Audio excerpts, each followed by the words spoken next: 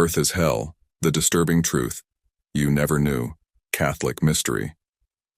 Imagine a place where fire rages beneath the ground, vast wastelands stretch for miles, and storms unleash devastating forces without mercy. This place isn't in some far-off mythical realm or a vision of the afterlife. It's here, right beneath our feet. Earth, the very planet we call home, might just be closer to a realm of torment than we ever imagined. Beneath its surface, magma churns in fiery rivers, pushing through cracks and crevices, creating volcanic eruptions that can turn entire landscapes into desolate ruins. Earthquakes shake the ground, splitting open cities and pulling civilization into the depths. And while we go about our daily lives, powerful forces of nature lie in wait, shaping and reshaping our world, unleashing destruction in ways that make us feel small and vulnerable. As we peel back the layers of our planet, we find truths that are both unsettling and awe-inspiring. From vast deserts where life barely clings on, to jungles that conceal creatures with strange, otherworldly adaptations, Earth holds secrets that rival the most terrifying myths. Could it be that the hellish depictions in our legends and ancient stories were simply reflections of our own world's harshest realities? In this exploration, we will uncover Earth's most disturbing sides, from relentless natural disasters to desolate landscapes that seem to defy life itself.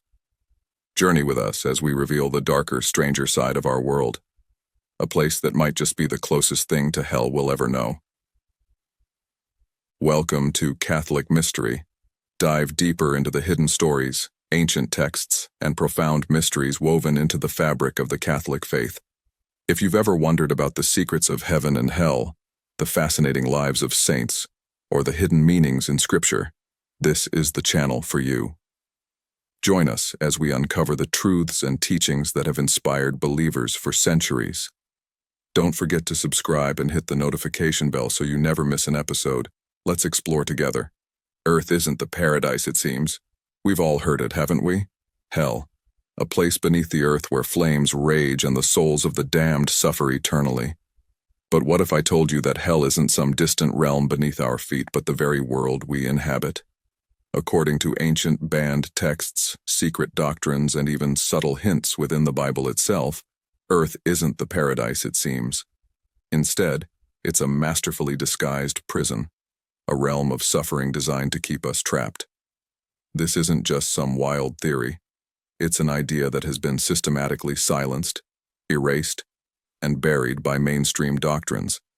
And yet, it's right there, waiting to be discovered by those willing to look closely. Take, for example, the Book of Enoch, a text banned from the Bible. It describes Earth not as a peaceful abode, but as a realm of exile. This is no good creation we imagine when we hear Genesis. It's a place of punishment where rebellious beings fell from grace, confined here to endure the consequences of their transgressions. And here's the unsettling part.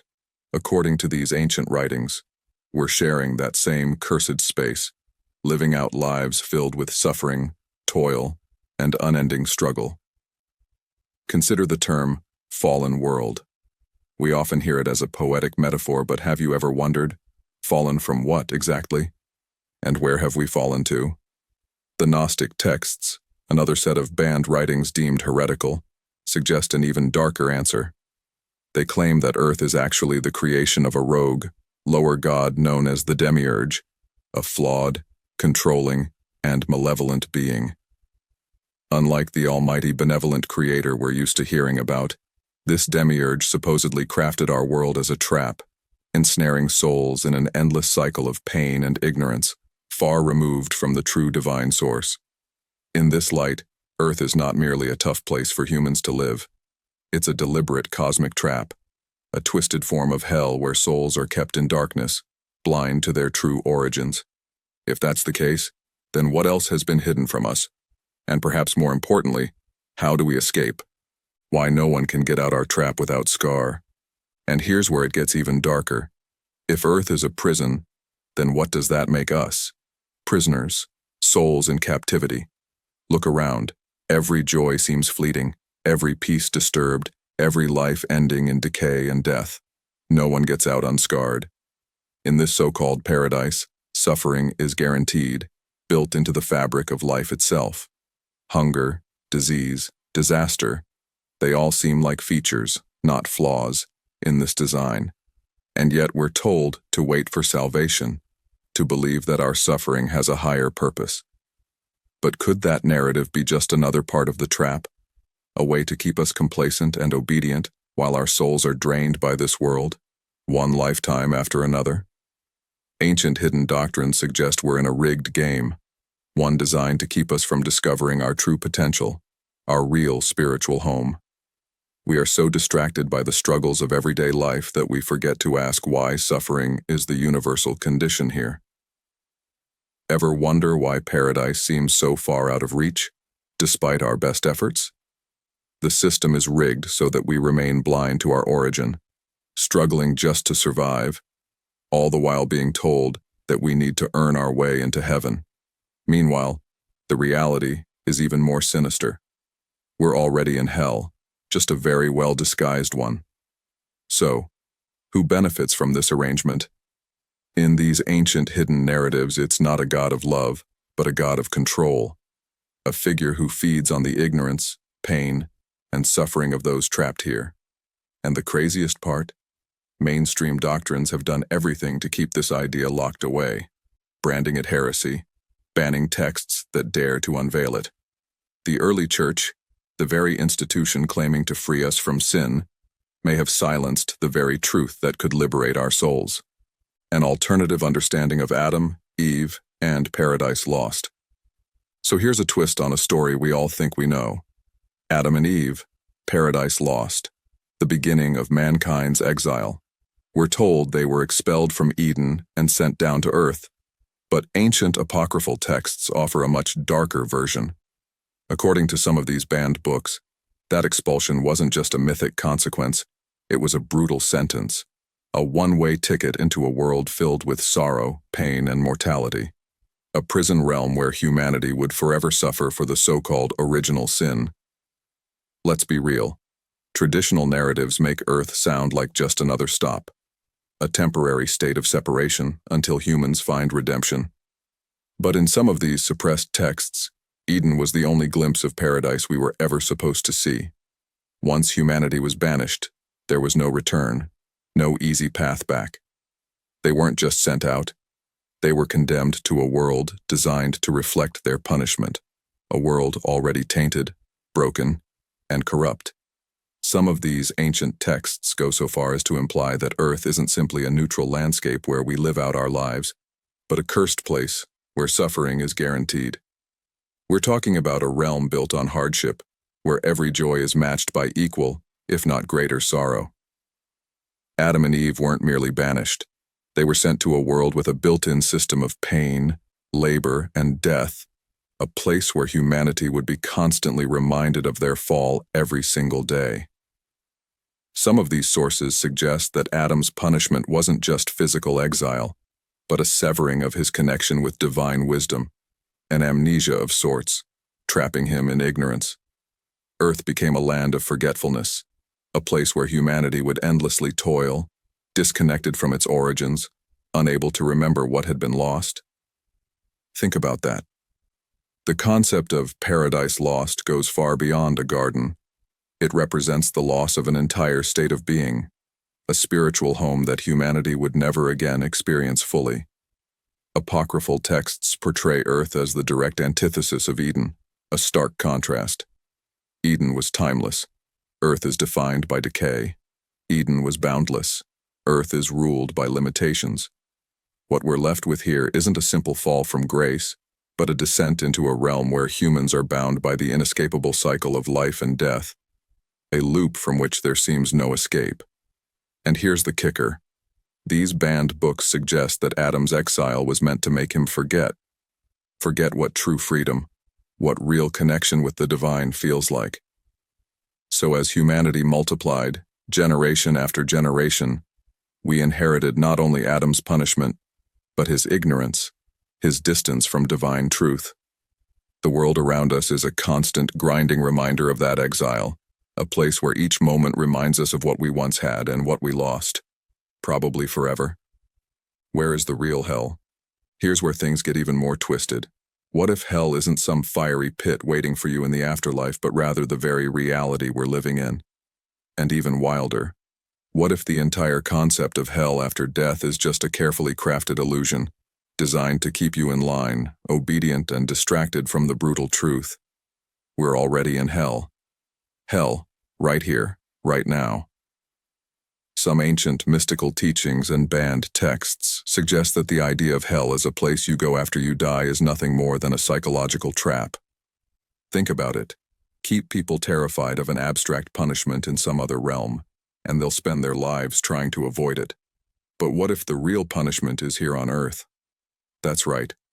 This whole existence filled with struggle, suffering, and endless cycles of birth and death could be the actual hell we've been warned about. The fear of our next life in flames may be just part of the trick to keep us from questioning what's right in front of us. By dangling the concept of a future hell over our heads, ancient powers and institutions have managed to keep humanity in a constant state of anxiety, always trying to redeem itself, always living with guilt, and always fearing what comes next. Meanwhile, this focus distracts us from the suffering and limitations we endure in this world. The rules, the restrictions, the pain, it's all just seen as the way life is, never questioned, never examined. The whole system is set up so we're too busy fearing hell to realize we might already be living in it. This perspective turns everything on its head. What if the hardships we face aren't just life struggles but are specifically designed to keep us subdued, suffering, and dependent?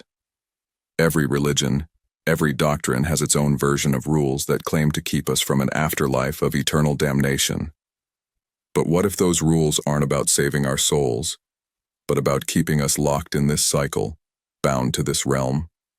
From the endless grind of daily survival to the looming threat of punishment in the afterlife. It's all a setup to keep us in line. The real horror isn't in what's supposedly waiting for us after we die.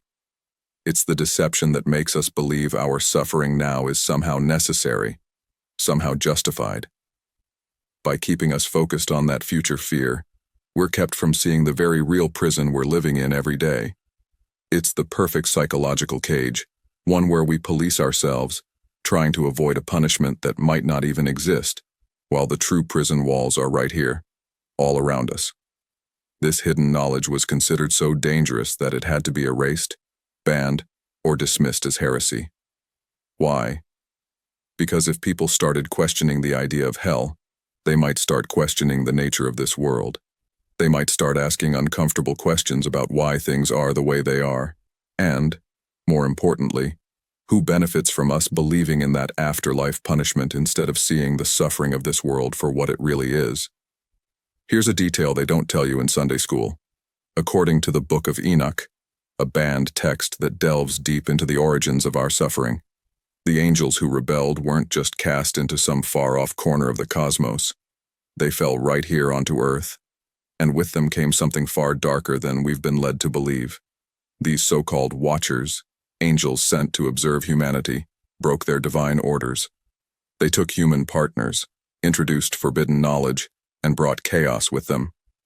This isn't just a myth. It's the foundation of an alternative understanding of why our world feels fundamentally twisted. What does the Book of Enoch say about our world?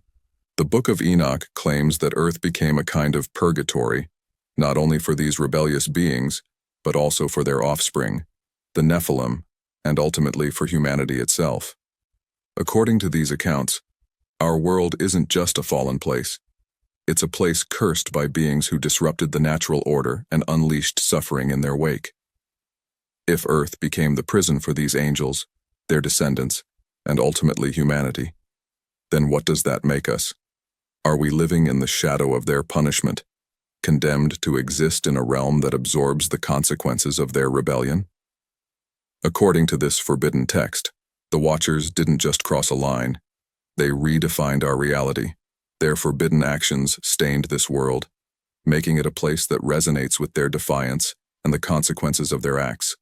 The fallout, the chaos, the violence, the constant struggle for survival, all remnants of this cosmic rebellion. The Watchers supposedly taught humanity the arts of warfare, sorcery, and even astrology, a knowledge that, according to traditional teachings, was never meant to be ours. This wasn't just an upgrade for humankind. These were tools of destruction and division, weapons that only deepened the chaos they brought with them. Humanity wasn't elevated. We were tainted, drawn into the consequences of their defiance. This idea paints Earth as a realm forever marked by transgression, a place haunted by the presence of beings who weren't supposed to be here. It's not just that humans suffer. This world itself was transformed into something almost unrecognizable, a reality where darkness and light constantly collide. And the worst part? According to some interpretations, this wasn't an accident. These rebellious beings knowingly altered our reality, pulling us into their twisted existence. Here's the kicker. These watchers, these angels, aren't locked away in some other dimension. They're bound right here, part of the fabric of this world, intertwined with our existence. Their punishment and humanity's struggle are deeply connected, as if our very existence is shaped by their past sins. The suffering we endure is their legacy, a never-ending reminder of a rebellion that rewrote the rules of our reality. What if Earth wasn't created by a benevolent, all-knowing God, but by a flawed, arrogant being, a demiurge? That's right. In ancient Gnostic teachings, Earth and the entire physical universe were supposedly crafted not by the true divine source, but by a lesser, imperfect being with a twisted agenda. The Gnostics didn't see this demiurge as a god of love and compassion. No, they saw him as a dark architect, a creator obsessed with control, who built this world as a prison to trap human souls. The story goes that this demiurge believed himself to be the ultimate power in the universe, blind to the existence of a higher divine source. He wanted to be worshipped, revered, obeyed, so he created a reality where he could reign supreme. Earth, in this view, isn't just a random cosmic accident or a divinely inspired realm. It's a realm of limitations, suffering, and control, a playground for a creator who has no interest in human freedom or enlightenment. According to Gnostic teachings, this demiurge actually feeds on our ignorance, thriving on our confusion and despair. The Gnostics believed that this demiurge not only created the physical world, but carefully designed it to keep us from ever realizing our true nature. He used matter, flesh, bones, and the world around us as chains to bind our spirits. A deeper look at human existence, according to Gnostics. Think about the human experience: desire, fear, endless distractions, all of it. The Gnostics would say that's exactly how the demiurge wanted it. He wanted souls so entangled in the material realm, so fixated on the here and now, that we'd forget we were ever part of something higher, something divine. And this isn't just about being bound physically. The demiurge crafted institutions, ideologies, and even religions to reinforce his control. Imagine a system where every doctrine, every rule, every truth we're taught from birth reinforces the idea that this world is all there is, and that he is the highest authority. To the Gnostics, the demiurge's influence is everywhere, in every hierarchical system, every law that restricts personal freedom, every teaching that makes us fear or doubt ourselves. According to Gnostic texts, one of the demiurge's most cunning moves was to make humanity believe that all suffering, all evil, all chaos in the world was either our fault or the inevitable nature of existence. The demiurge is the original gaslighter, convincing us that the pain we experience is either a punishment for our sins or just part of God's mysterious plan. But if this Gnostic perspective holds any truth, then the real story is much darker. We are trapped in a world specifically designed to make us suffer, to keep us small, and to prevent us from ever challenging his authority. Now, why would the demiurge go to such lengths? Simple: power. The Gnostics believed he craved worship, devotion, absolute submission, and the easiest way to achieve that was by creating a reality where humans couldn't see beyond his control. Think about it. Every impulse to question, every glimmer of doubt, every urge to seek something more, he would squash by flooding the world with fear, division, and distraction. And if you did start to sense something wasn't right, the world would simply grind you back down into submission. Work, pay, suffer, die, repeat. It's the perfect system of control, with the Demiurge at the top, feasting on the souls he has trapped. What's most mind-blowing about this? If the Demiurge created Earth, then the world we inhabit is not a gift. It's a prison, a realm of limitation disguised as reality. It's a place where everything we see, feel, touch, and experience has one ultimate purpose: to keep us ignorant of our origins, chained to this plane, and too worn down to ever seek the truth. What is the path for man to seek freedom? This is a cosmic trap, a reality rigged from the start to keep us from ever realizing the divine spark within us. And here's the real question. If the Demiurge is the one pulling the strings, where does that leave humanity? Are we simply pawns in his game, cogs in a machine designed to drain our energy, keep us in fear, and make us obedient? The Gnostics believed there was a way out, a way to escape the Demiurge's grip and reconnect with the true divine source. But it would require nothing less than breaking through every lie, every fear, every limitation he imposed on us. The path to freedom, they said, is through awakening, through a deep, unshakable knowledge of who we truly are beyond the walls of the prison he built around us.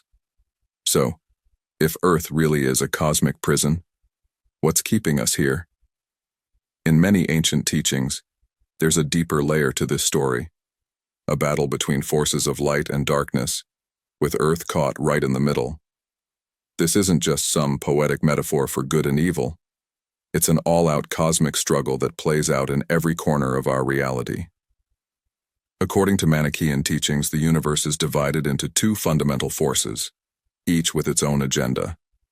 On one side, we have the forces of light, a realm of truth, freedom, and spiritual purity.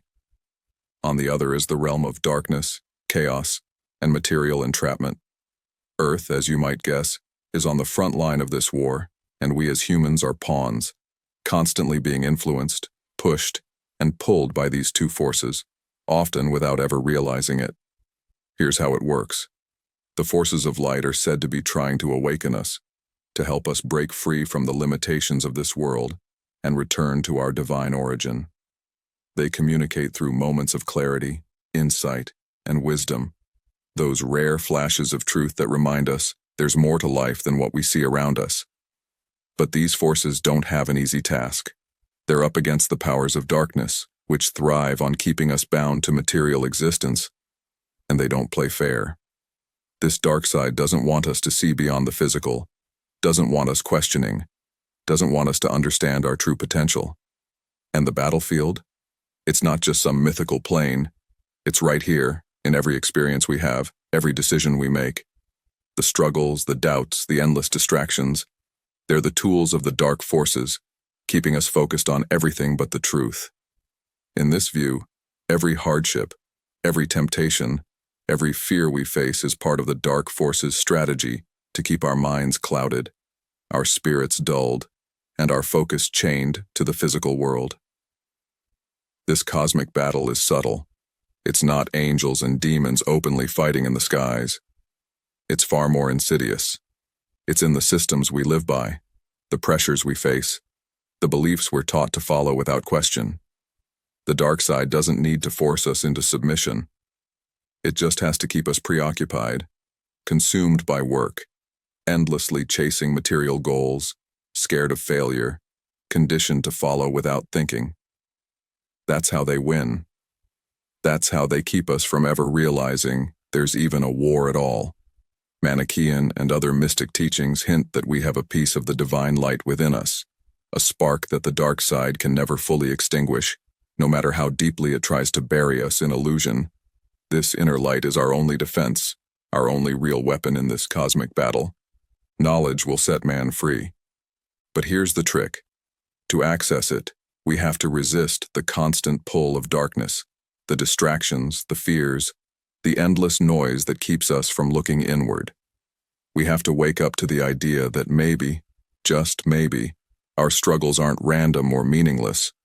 They're the tactics of a force that's terrified of us realizing our true power.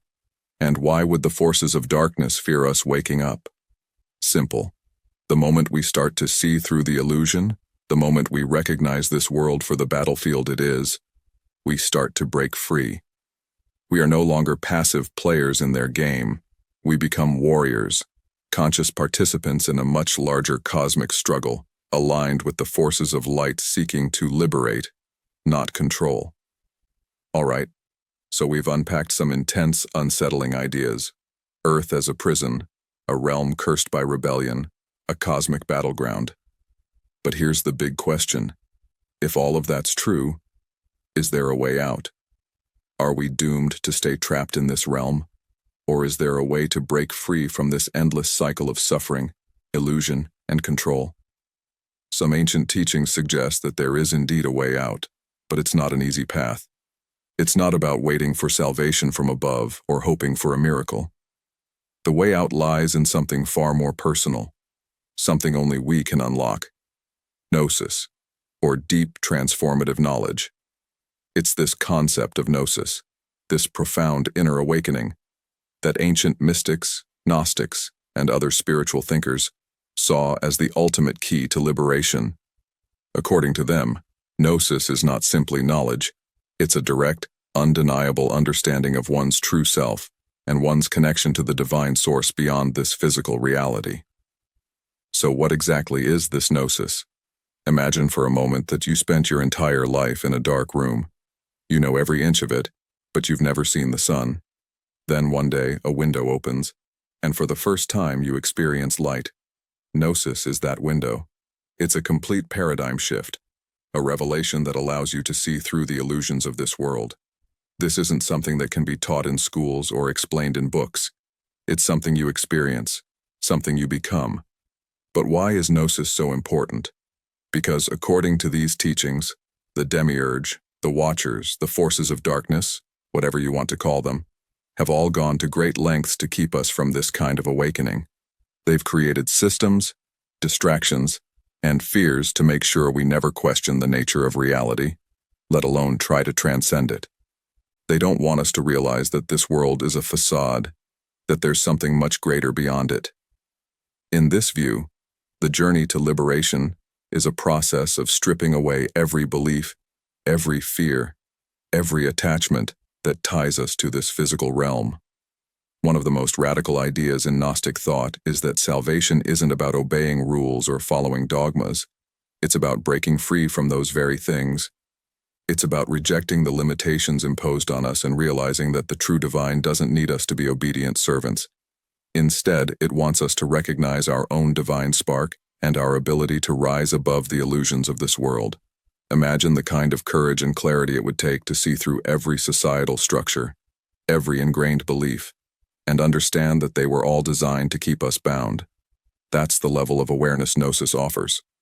So, how do we even begin to approach Gnosis? According to mystics and seekers throughout history, the first step is turning inward. The outside world is noisy, chaotic, and endlessly distracting. But within each of us, they say, is a core of pure consciousness, a place untouched by the turmoil of this realm. It's in silence, meditation, and contemplation that we start to strip away the noise and reconnect with that inner core. And from this place of inner stillness, the truths we've been kept from begin to reveal themselves. But let's be real. Pursuing Gnosis is not for the faint of heart. It's a path that requires intense self-reflection, brutal honesty, and a willingness to confront every aspect of ourselves, our fears, our desires, our attachments. And the irony? The very systems that govern our lives are set up to discourage this kind of self-exploration. We're taught to look outside ourselves for answers, to rely on authority figures, experts, or ideologies. But Gnosis flips that completely. It teaches that the ultimate truth isn't out there, it's within. Only by finding it can we hope to break free from the prison that is Earth. There's another part to this journey of liberation that often gets overlooked: the importance of empathy, compassion, and connection. You see, in this cosmic prison, we're not alone. We're surrounded by other souls, each facing their own struggles, each trying to find meaning, purpose, and peace.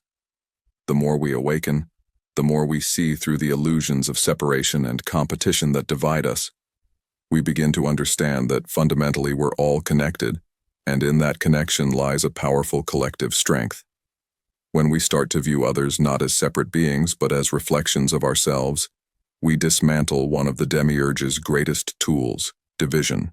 Division keeps us weak, keeps us isolated, keeps us focused on differences rather than our shared humanity. But by embracing compassion, by lifting others as we rise, we begin to dissolve the barriers that have kept us bound to this reality. This unity, this shared awareness, becomes a kind of collective gnosis, an awakening that doesn't just liberate individuals, but entire communities, entire generations. In conclusion, this exploration of Gnostic and mystical teachings challenges everything we've been taught about reality, suffering, and our very existence. If the world around us is indeed a cosmic prison, a carefully crafted realm meant to keep us bound in cycles of fear, suffering, and ignorance, then awakening to our true nature is our path to liberation.